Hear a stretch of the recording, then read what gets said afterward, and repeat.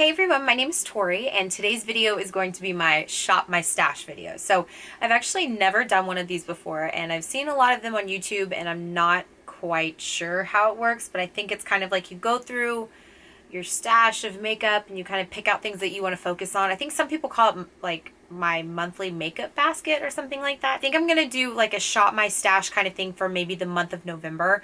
So these are going to be the products that I'm focusing on the most. I do like to use new things. Sometimes I'll get caught in a rut and I use the same thing over and over again, or if I'm trying to pan something or get rid of something, whatever, then I'll continue to come back to it. But as far as these products are concerned, these are the ones that I want to focus on the most in the month of November. Let's go ahead and get started. So I'll just start with the face. So I'm going to be using my two primers that I've been using for a long time at this point.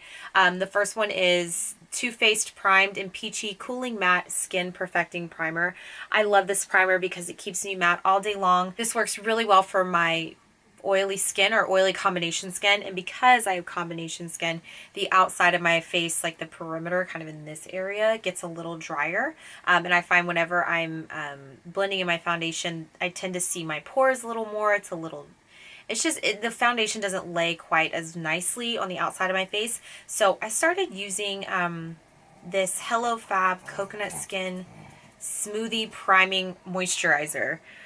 And I really like this. It kind of reminds me of the Becca priming filter. What's that one? Becca Backlight Priming Filter. That's what this reminds me of. So it's kind of got, you can kind of see it here. It's a little tinted, but it doesn't come off as a tint on your face. It's more of like a sheen, or not even a shimmer. I don't even want to say that, but it gives your skin a little bit of a glow. It smells like coconuts, and not in an artificial way, like a really delicious way. So I put this just right here on the outside of my face and kind of underneath my eyes slightly, and just on the outside perimeter. And I've actually noticed a difference in the way that my foundation goes on. The foundation that I'm using is the one I am pretty much always using for the past however many months it's been since I started using it. This is actually my second bottle. This is the Too Faced Peach Perfect Comfort Matte Foundation, and mine is in the shade Swan. I love this foundation. I've talked about it before.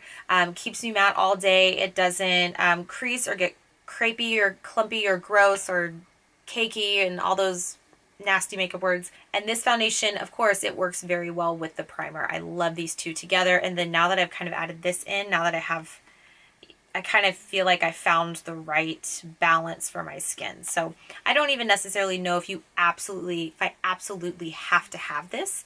I would be fine with just these two, but that extra step has helped this foundation lay a little bit better kind of around my temple area, especially when I go in and blend powder out. That's kind of where I get the problems. The next thing here, this is actually something that goes under my foundation, so I kind of skipped a step, but this is the Marc Jacobs, I don't even know what these are called, Do You Dewdrops Coconut Gel Highlighter. And this is the lighter shade. It's kind of a champagne-y golden shade.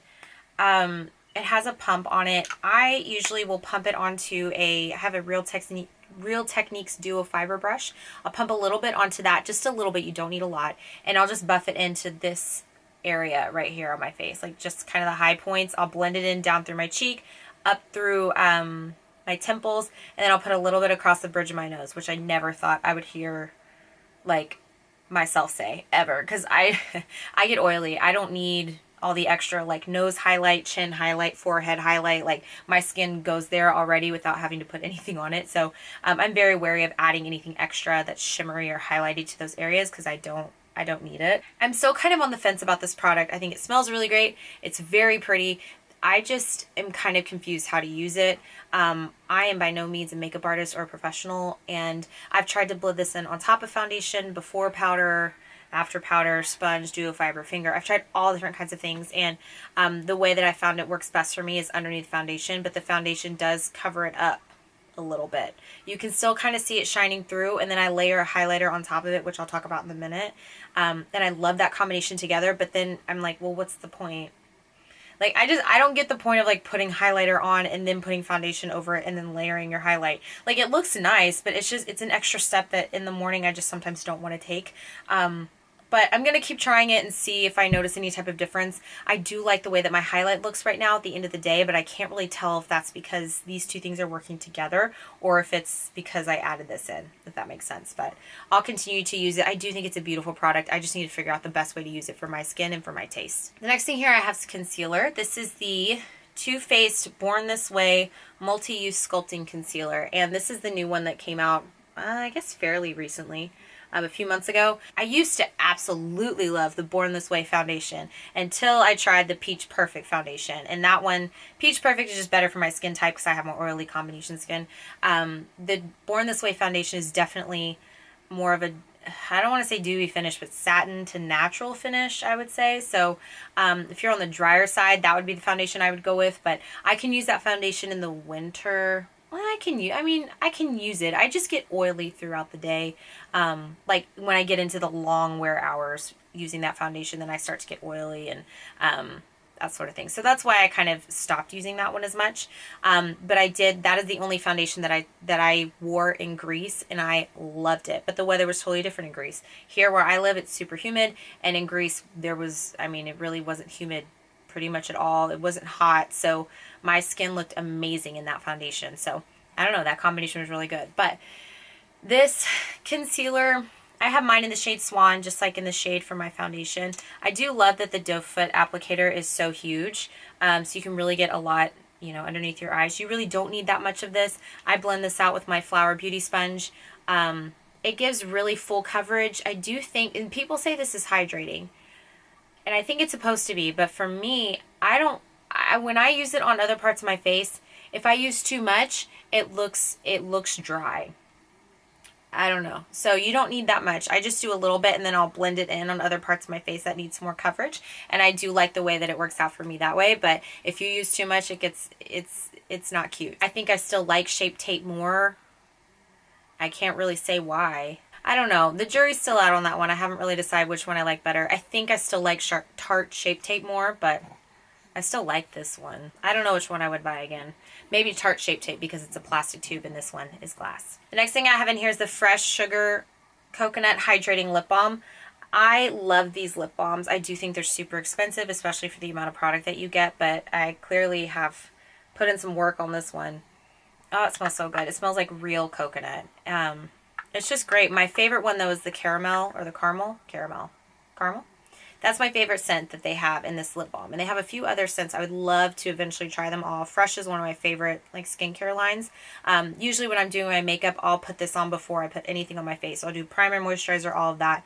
I'll go in with the lip balm and then I'll continue on with my makeup. And then at the end of it, I kind of, you know, put gloss over it or I'll wipe it off. It helps me get the crusty foundation off my mouth. But I love this lip balm. This is really great, and this is a staple for me when getting ready in the morning. So for setting powders, when I set underneath my eyes, my smile lines, and this like wrinkle that I'm getting in my forehead, I use the Laura Mercier Translucent, just loose setting powder, and I found that this is my favorite setting powder. I'm sure that there's something else that probably does something similar, but for me, I have noticed this in combination with my Tarte Shape Tape or the foundation that I use, I don't crease anymore like I used to. I mean, I'll get like a little bit, just from, I have my foundation on for 14 hours. Yeah, at least every single day. So at some point, I mean, you're a human, right? Something's going to break down. So I'm not super bothered by it, but this definitely, it keeps me matte for a long time and it keeps me from getting like creasy everywhere. I love this setting powder so much. Next thing here is my all over face setting powder. This powder is the L'Oreal Infallible Pro Matte 16 Hour Powder with a matte finish, and mine is in the shade 100 Porcelain. So it's the lightest shade, which I actually think is not that light. I feel like they could go a little bit lighter in this shade range. But I just take a big fluffy brush and I set my entire face with this. You don't need a lot. I think you really do get the longevity out of this product. I've repurchased this several times. You get a little bit of extra coverage. You can really build it up, but it doesn't look gross on your face. So I really like this powder. Next thing here is bronzer, and this is the Too Faced Milk Chocolate Soleil Bronzer, and this is one of the new ones, so it's in the really pretty new packaging. Oh, it smells so good. Has a really nice mirror inside. I've actually already hit pan this morning. I was so excited. You can't, I don't know, even know if you can see it, but there's a little bit of pan right there. I love this bronzer. It's matte. It's a great color match for me in the sense that it's light enough to where it doesn't look crazy on my skin, but it's dark enough to where you can tell it's on me. I usually like a more neutral bronzer, but I really enjoy this bronzer. I've used this several times in the past, and I've always liked it. And every time I come back to it, I'm like, oh yeah, this is a nice bronzer. But my next bronzer that I'm using, I'm back on my Physicians Formula Butter bronzer. I love that bronzer, and it's more affordable and plastic, and I'm not afraid to travel with it and throw it around and that kind of thing. So anyway, but this is a really good product. I would definitely repurchase it. My next thing here I have, this is something I didn't actually think I was going to buy. This is the Tarte Park Ave Princess Chisel Palette. So it's basically just a contour palette, and the packaging is amazingly gorgeous. It's got all of these, it's got a huge mirror inside, but it's got all of these like contour and highlight shades. And I mostly use these two lighter shades to blend out things, just blend out all the things. So if my bronzer looks weird, or my blush looks weird, or just something looks weird, then I will just, or to brush away something under my eyes, whatever, I will use these two powders. I kind of just go back and forth and I mix them. And then for contouring, the Princess Cut shade has a little bit, I'm trying to hold it like this so I don't like get the glare from the mirror, but for the Princess Cut shade, where is it? Right here. This is a really great like neutrally cool undertone for my skin tone for contour. And then the shade Angle is really great for bronzer, and so is Carrot. So these two shades on the either side of Princess Cut, and the one on the far right has kind of some shimmer in it, and it's called Crown. It's a little bit too dark for me, but I can make pretty much all of these work at like stages of self-tan. This one sits on my vanity because it's gorgeous. I got it on sale, and I love all the shades in it. So this one really worked out for me. I was really happy with this purchase, but yeah, so I use this every day when I'm getting ready. Next thing here I have is blush, and this is, I still have the plastic on the front of it. I do this all the time. This is the Narsissist. You can't even see it because it's mirrored. There it is. It's hard to see because it's mirrored. This is the Narsissist blush palette, and this was the Unfiltered 2 cheek palette. And it has this big mirror in it, and it comes with 6 shades. And these are all blush shades, I believe, except for this up here is Hot Sand. And Hot Sand is one of my favorite highlighters, I've come to find out. And I think I actually discovered it in this palette. What's so weird to me about Nars blushes is you can use them over and over and over, and I feel like you can never see any sort of progress, like Project Pan type progress on them. They're like very densely packed, and you have to like really work to get some of the pigment, but I do think that the blushes are really nice. For me, mostly I use, my favorite ones to use are these three right here, and sometimes I'll mix these two, like the darker one and kind of the lighter one, or I mix these two here. And then this is the highlight, the Hot Sands, that I'll just put high points and kind of just blend it in. Most of these blushes, these two blushes here are matte, and the rest of them have like a sheen to it. I think they're beautiful. These blushes are gorgeous on the cheeks. I love these tones. These are the type of tones that I like to wear the most. I'm not the biggest fan of this one right here. I feel like this doesn't really do much for me. But the rest of them are good colors that I like to work with often. So yeah, so I'll be working on that blush palette. So moving on to eyes and brows and things, I ran out of my Anastasia Beverly Hills Brow Wiz, so I have one more backup left that I bought when it was on sale at Ulta. And before moving on to that, I wanted to come back to a brow product that I purchased, I don't know, whenever it was. I wanted to try this Ka-Brow by Benefit, and this is a brow pomade. And I tried to use a pomade from, it was when Anastasia came out with theirs. I really tried to get into it. I used it for a while, and I was just like, this is just too much work for the same thing. I like the brow pencil. It's just so much easier for me. I am not particularly gifted with brows, so I feel like the easier for me, the better. I do like that this has a little brush in the top, though I use an Anastasia brush anyway that has a spoolie on the end, but I think this is a cute little addition to it. It just twists off, and you can connect this little brush. You can connect it like this. That's kind of cool. That's fun. So if you don't have a brush, it's like all in one. But I have mine in the shade 2. The color match is okay for me. It's just, it's a little off. I think it might be a little dark for my brows, or I think it's a little dark. But the next shade down is a little too light, so it's like I need something right in the center. But anyway, I'm just not much of a brow pomade person, but I'm really trying to give this another shot. I'm just trying. To set my brows, I've been using the NYX Control Freak Eyebrow Gel. It's just a clear brow gel. It's got a really large spoolie on it. I mean, not much to say. I like it. It's not as intense as my Anastasia Beverly Hills brow gel, and I think at some point I'll probably come back to that one, but this one is just, it does the job and it's way less expensive, so for that reason I'll probably continue to repurchase this one, unless I get the other one on like a sale or a coupon or something like that. For eyeliner, I'm using the MAC Costa Riche eye Kohl. These eye Kohls I've been using forever. I feel like this was one of my first experiences with eyeliner, like ever. I think it was MAC Smolder. Yeah, Smolder. It was that eye Kohl that's like a gray brown. No, it's like a gray black. Yeah, gray black. Or is it just black? I don't know. Anyway, I really love that eye pencil and I used to use it all the time. And I love these eye Kohls. They're really great. They're creamy and I use them in my waterline. I love these. You can also smudge them on your upper lash line and they smudge really easily because it's a Kohl. Yeah, these are just really great eyeliners and I think that people have kind of forgotten about them. This color is kind of a reddish brown.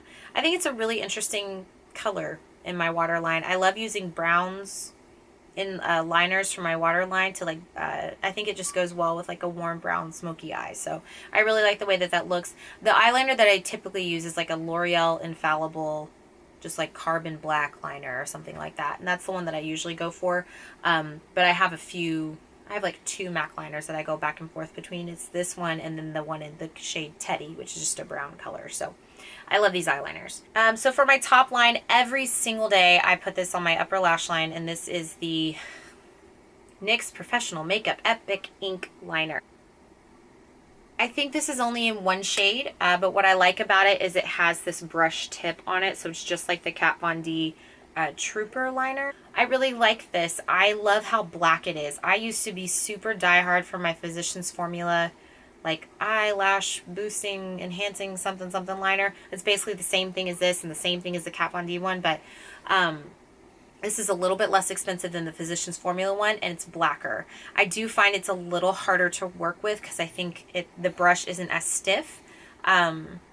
I can't quite explain what it is, and it might just be me, like a user error, but I'm kind of learning how to work with this a little bit better, and to where I'm not skipping so much. I still do it, but if you know what I mean, like, you know, when you skip, it skips as, but I love how black this is, and it dries down just so, it's just so black and opaque. So I love this, and this is probably the one I'll be repurchasing. So in the theme of eyes, I also have my Morphe Jaclyn Hill palette, and I showed this in my products I've hit pan on video. I love this palette. It's very well used and well loved. There's lots of dips, as you can see. I love this. I feel like I can get pretty much any look that I'm going for any day. I love that you can go really natural, you can go really dramatic, all in one palette. I feel like I always have everything that I need in this palette, and that's what I like about it, is I can open it up, I know exactly what I want to do if I need something quick, or I can kind of play around if I have some extra time. So I love this palette. It's so versatile for me, and the quality of it is just amazing.